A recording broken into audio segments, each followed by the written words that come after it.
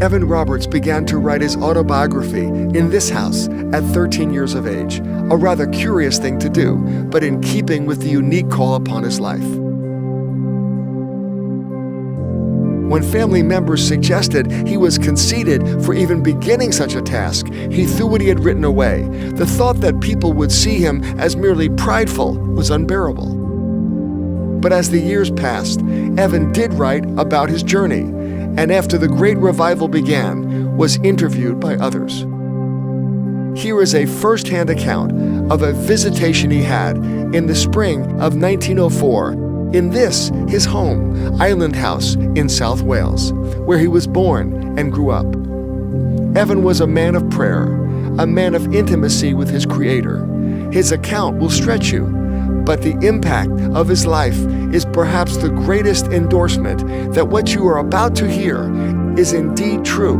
Likewise, the need in this present hour is so pressing, we are compelled to ask God to do in us what He once did in Evan Roberts.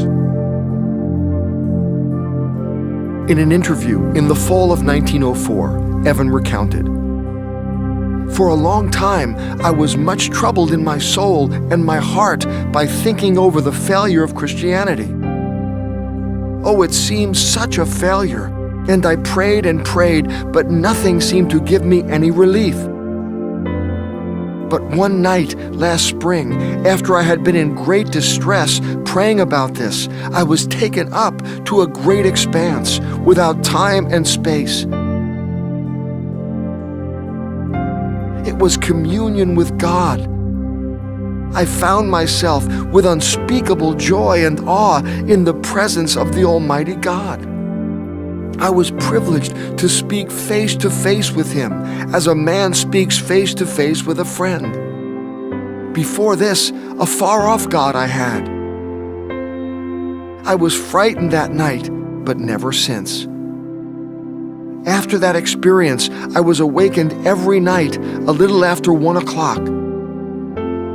From that hour, I was taken up into the divine fellowship for about 4 hours. What it was, I cannot tell you, except it was divine. I felt it, and it seemed to change my whole nature, and I saw things in a different light.